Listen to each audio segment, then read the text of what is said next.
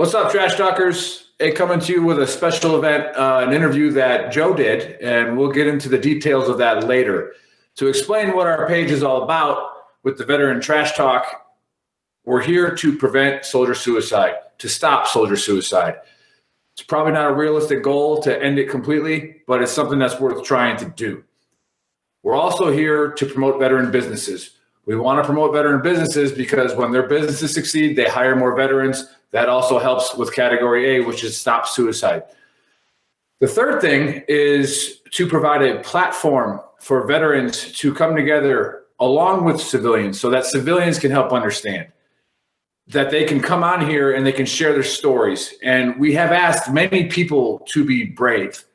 Some have been very brave. Some have come on and shared stories that haunt them at nighttime, and that has helped other veterans.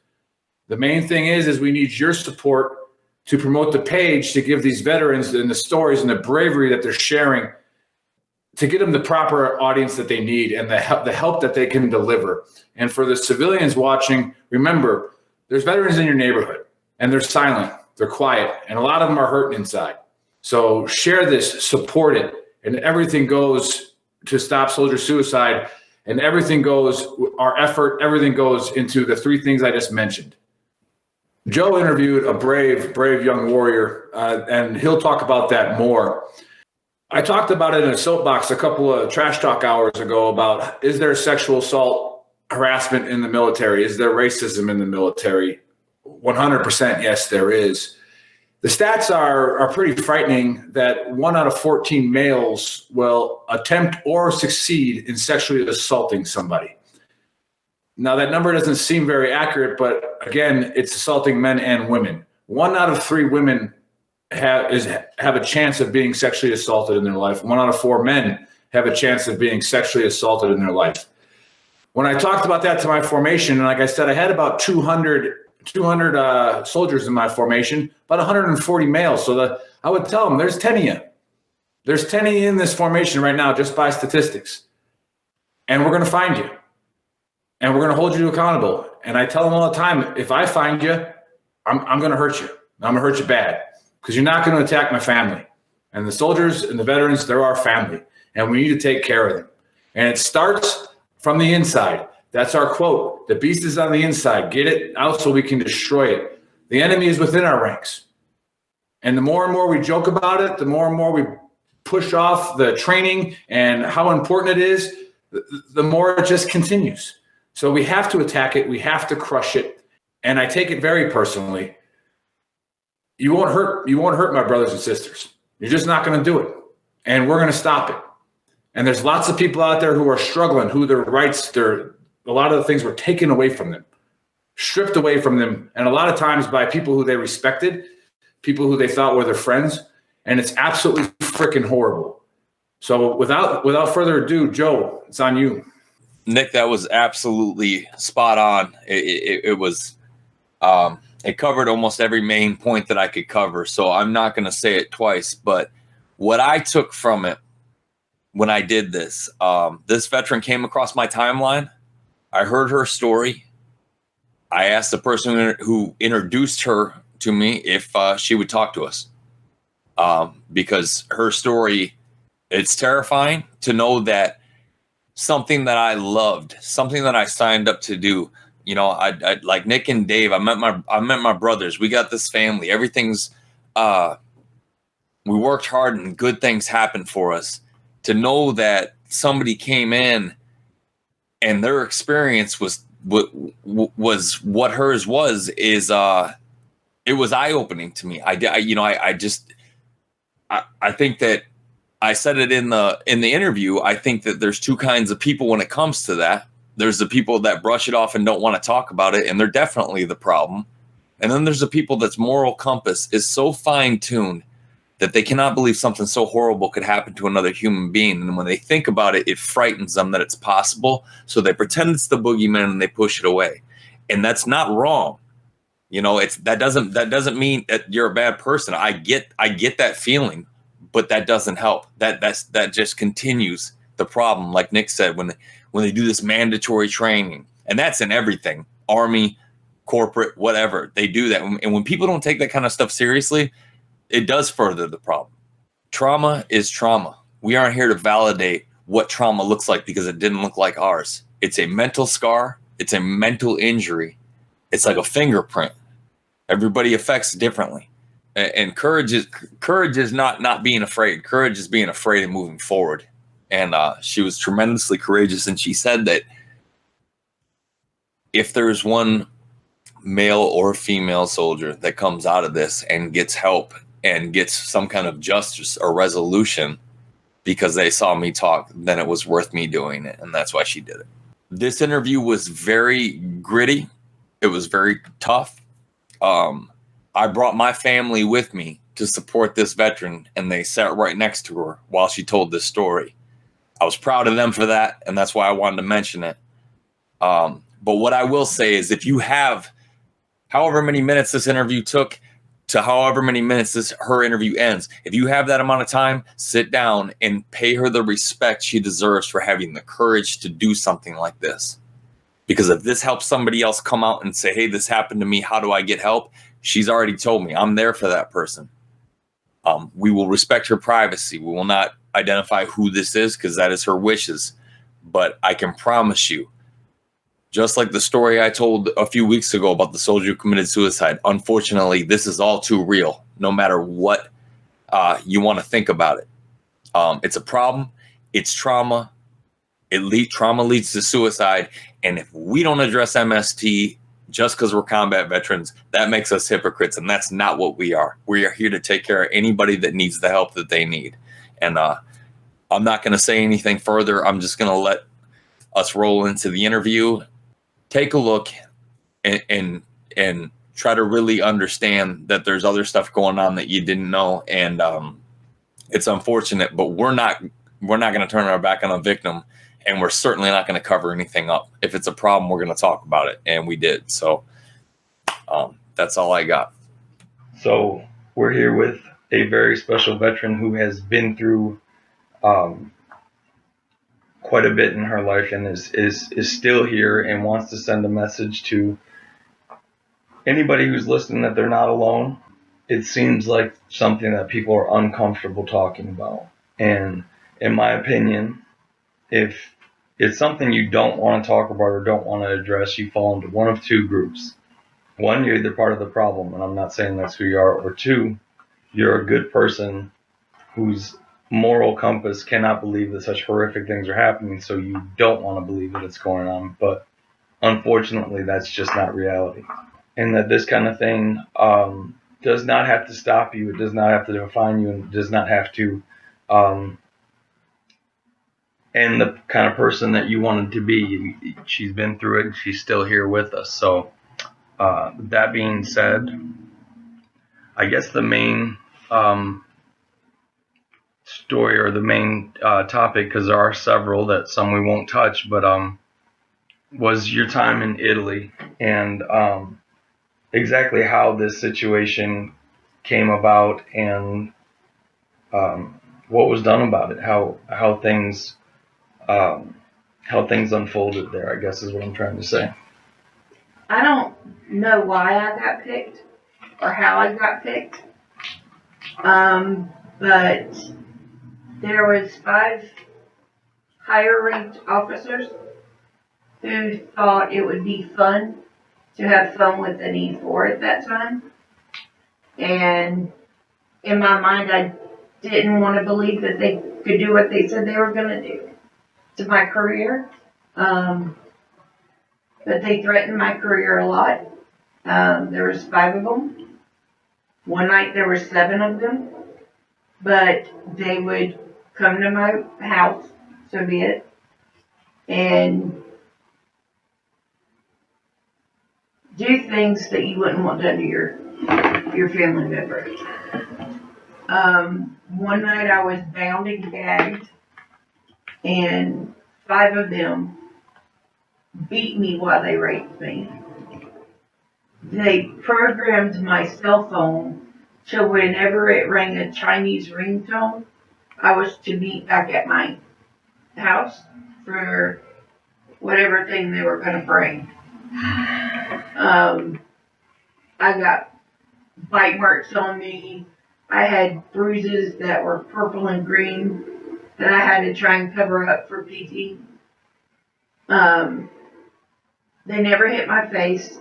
They choked me and left a ring around my neck and told me if anyone asked, a necklace was cutting me. I'm so very sorry that burden was put on you, and I can't express how horrifying it is that happens and it goes unnoticed, because it was by fate or by luck that we even came across each other's radar, and I never would have heard that story. And I hate that I have to tell it. well, my brothers and they've all spoken to me about this, said if she is courageous enough to do that, then tell her she can have any platform on our show that she wants, because it needs to be spoken about. And the fact that it makes some people uncomfortable, well, good, because it should. It's an uncomfortable thing. It's not something we should be comfortable with. If there's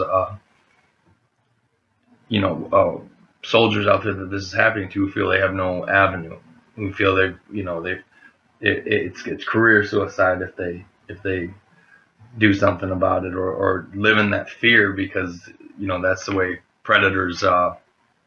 They don't wear labels. They hide in plain sight. And when all this was finally over and said and done, what kind of disciplinary action was taken, or was there any to speak of? There wasn't any. I was in a way too scared to admit it out loud that it had happened again. That somehow it happened. I mean, when I came forward, you got to remember 27 girls who came forward in one weekend from being raped. That's not to mention the ones that don't come forward, because Sure.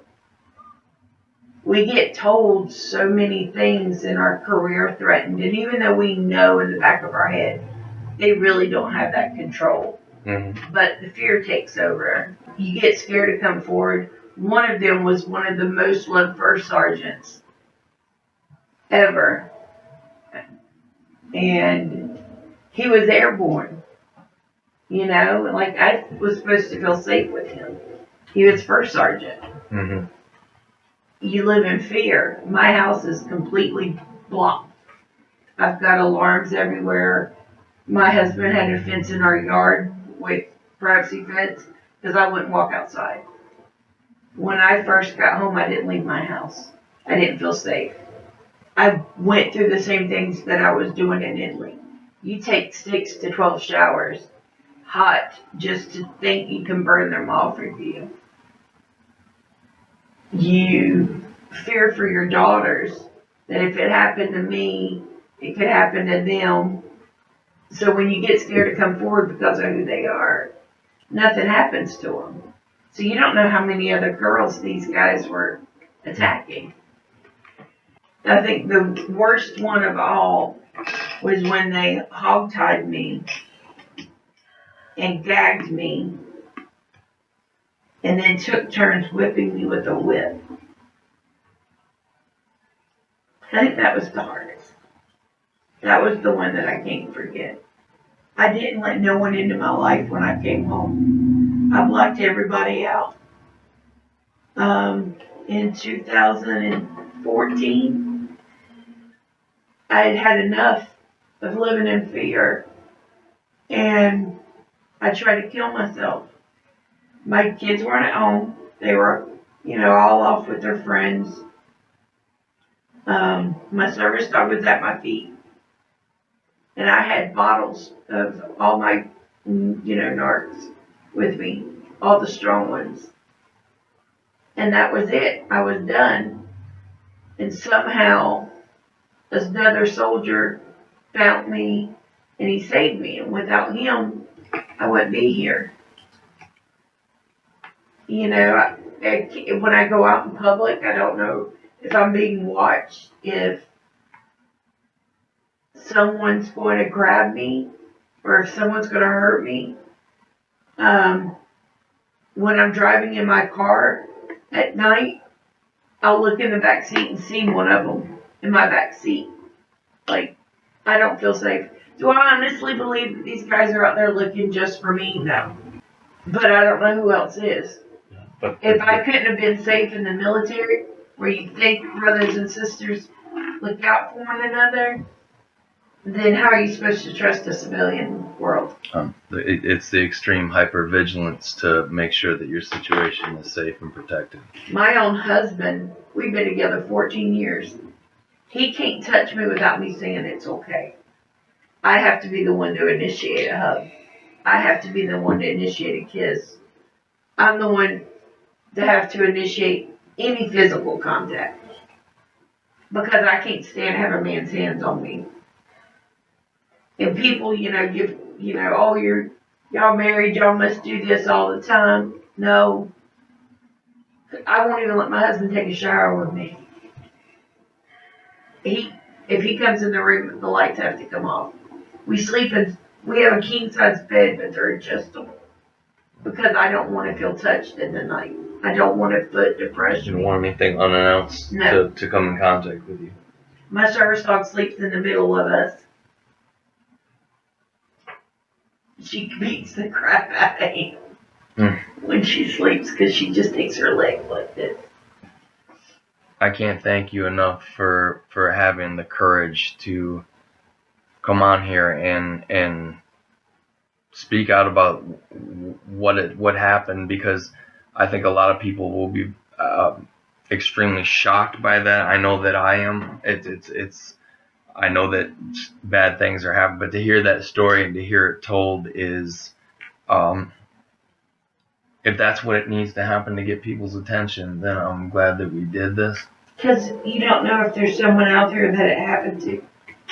And they're just so scared to come forward. What would you say to somebody that is in that position right now and wants to come forward but is just too scared to take that first step? Just do it. Just take that step. Don't let them get away with it. Out of one of my rapes, I got my twins, and I kept them.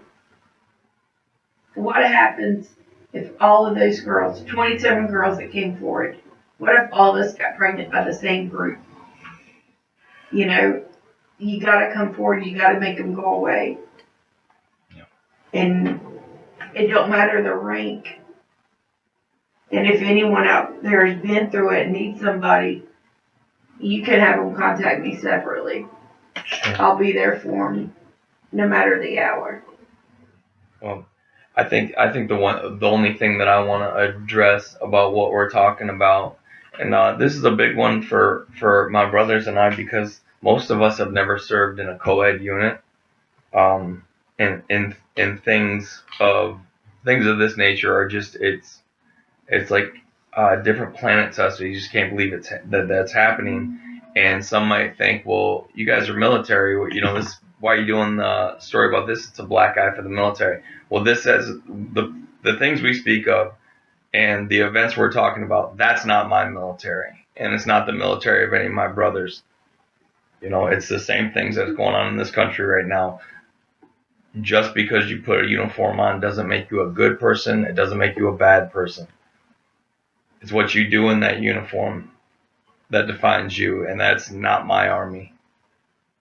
So I have no problem coming out and doing a video and making sure that things like this are exposed, because I would never be able to stay silent if I knew one of my soldiers was being hurt like that. So once again, if somebody is going through something of this nature, we will not disrespect anyone's privacy. You can contact somebody, you can talk, you can have a voice, even if it's just us. But if this was an eye-opener, then good, because that's what it was intended to do. And I'm going to sign off. Thank you so much. Appreciate it. You're welcome.